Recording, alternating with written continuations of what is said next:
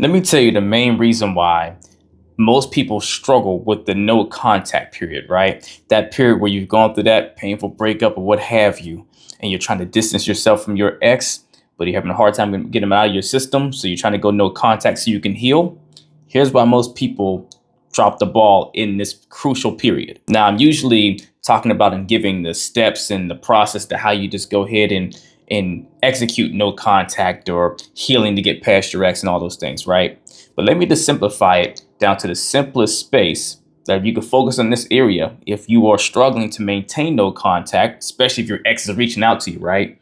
Whenever you know it's not good for you, but everything in you wants to respond to that message. Everything in you, even though you know it's not best for you, wants that person to reach out. You want them to come check for you and give you that sense of hope that feels good because it feels familiar, feels reassuring and all that, right? And it's okay to feel these things. You're human. It's natural too. But when you give into it, when you intellectually know it is not good for you ultimately, and it's going to put you back in a rut position, that's when you have to turn to the thing that's making it hard for you to stick this no contact, which is, simply put, most people struggle to find or never have found their center. And what do I mean by that? They haven't found that place they go to internally and mentally, right? Emotionally, that helps them balance out and get kind of control over themselves, to have discipline, to not go and react, right? Instead of responding, which is conscious choice in what you're going to do versus, habitual reaction from your body, right? To where you just go and you just move into mode. When you don't have a sense of center, so you have that calm you can find for yourself in any situation or in the toughest situations, you're more bound to succumb to the external stimulants, right? So your ex coming back to you is going to be a lot harder to not respond to, have the discipline to not do what you know is going to put you back in the right position whenever you don't have your center of how you find your calm, how you find your peace. When you don't have that inner peace, then now, you go trying to binge on things that you feel will give it back to you, help you find that sense of harmony within yourself. Or even when their ex is not trying to come back to you and you're just trying to move on. You're just trying to respect your healing space. You're not going to do too great of a job of healing if you don't learn to find the calm in your storm around you, right? While you're trying to work through those painful emotions and those memories that pop up and all that stuff, it's much more complicated and difficult to not start suffering in that stuff, right? And just, being engulfed in the pain if you don't know how to find your center of peace. If you don't even know what that looks like and never been there before, and it's really going to be tough. That means your first job and mission should be trying to find what does bring me a sense of centeredness. And if you're going to do that most effectively, what that means is you have to first figure out why you're not already at a centered space, right? Where do you go mentally and emotionally whenever things are going on around you that may seem chaotic or painful or what have you, right? Why don't you have that centered sense of peace already? Identify that, right? Sit back, self-reflect, gain that awareness. After you gain the awareness, now it's time to be able to sit with whatever is in there that's disrupting your peace, right? Where it's not that centeredness and that calm. What's the narrative going through your mind, right? You have to entertain that and sit with it to try to dissect it and understand it. And when you sit in that process of doing that dissecting, that understanding, right, which means you have to feel. And a lot of times this is where people fall off the wagon, or they wind up going and reaching out to the ex, or they let the ex back in, or whatever the case is because they are not comfortably sitting in a peaceful space. They're all uncomfortable because the emotions going on inside of them don't feel good. So they're trying to do something to get away from that feeling, right? But you got to be able to sit with it, not to torture yourself, but try to learn from it. What is it trying to communicate to you? What do you need to offer it so it can have a sense of peace? And the biggest component in this is the more you kind of get a kind of perspective on what is disrupting that peace for you and why you can't sit in your centeredness, right? Then it becomes a matter of saying, okay, what can I do to find a centered space for myself? What can be my safe place, right? My safe space within me. And maybe in the beginning stages of this, you learn to find an actual place externally that you go to that helps you find a sense of calm, right?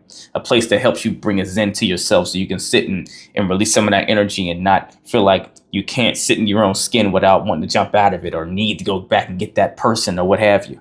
One of the best formulas to doing this is when you go find a place of calm and peace to where it gives you a chance to tap into yourself and be at rest. It's when you're there looking for past places in your past memories, right?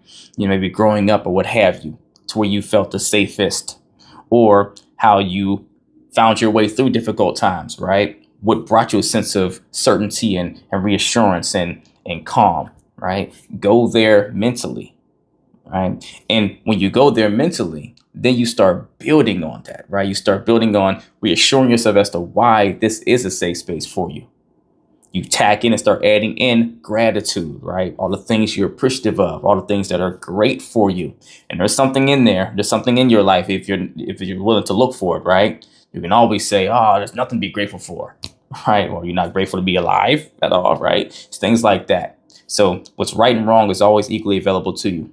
What you focus on is a matter of choice, right? So find the things to be grateful for in conjunction with the things you have reason to have a sense of calm and peace about within yourself. Now, you don't need to be perfect at this, but the more you do this religiously and make it a muscle habit practice, like going to the gym, the better and better you get at not jumping at, the reflex of wanting to go do something that your body's desiring, but you mentally know it's not good for you. And you need to give your body enough time to heal and let go of that old information so it can get used to this new norm and not try to have you going back to do something that doesn't serve you, right? It's almost like weaning yourself off of some sort of a narcotic or whatever, right? Now, I've never been on any, right? But the idea is in the same boat. It's like, hey, if you've gotten hooked on something, then your body naturally is going to crave that thing, even when you're aware that it's not good for you.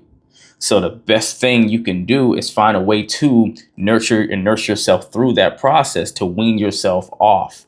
But the answer is not to go back to the source of something that's toxic for you. And to do it successfully, you don't need to be perfect. You just need to be disciplined enough to execute it, even if it looks ugly in process. Even if you go ahead to the point where you pull your phone out and you get a text message all set up, ready to send it, but you delete it every time. Or maybe you go and you type a message up, but you type it in a note in your phone and send it to somewhere where it's never going to go to your ex. Anything to help you stay in a more controlled space of healing, right? And you find that place of calm, whatever that peace can be for you to keep you centered. Maybe it's, you love to be around dogs or puppies or something. I don't know, right? Anything that can help you find a sense of zen so that you can stay disciplined to your healing long enough until you actually can heal. Now, like always, if you're going to be in a space of healing, that means you have to be proactively doing stuff to fill your glass up and bring joy into your life, right? Healing does not mean just sitting there waiting for time to pass until you stop wanting to go back to your ex or whatever, or stop wanting to reach out to them. That's just you sitting there and letting the energy kind of die down in its intensity just because your ex is not in front of your face. But the moment they're around, or you see them out in the street or something like that, then now all that stuff comes flooding back and you're not really healed at all. So if you're struggling with the no contact period that you're in right now, then the first thing you need to do is start focusing on you more, right? Whatever's going on with your ex, or you keep thinking about, your mind keeps going to them, ask yourself, if I'm thinking about them, what am I not focusing on for me? And we start turning that focus towards yourself. Hey, what needs to be nurtured and nursed within me for myself, right? And then what safe space or safe place have I always had in my life, or that I used to go to, that always helped me find a sense of calm, put a smile on my face, put me at ease? Let me go there. And then what 5 things can I be really grateful for built around that calm space to reinforce it for myself? Big and small. Don't set yourself up for failure in the game by only wanting to be grateful for major big things, right? Keep it as small, just as that you're breathing air right now, all the way up to maybe the home you get to stay in, or whatever, the job you have, whatever it is that you are grateful for. Build that around whatever brings you a sense of calm and peace, whatever the focal point of that is. And if you need help building the muscle on how to actually build that skill for yourself and execute that tool, then email or DM me the word coaching and we'll get to work, as long as you're truly ready to put the work in. If you're not ready for coaching one-on-one and don't have the time or the space, then email or DM me the word revival to join my Relationship Revival Hub community, where I can teach you the same things I teach my clients one-on-one in a more passive group type setting at your own pace, on your own time, with live trainings and everything. Either way, get in the race. Let's get it.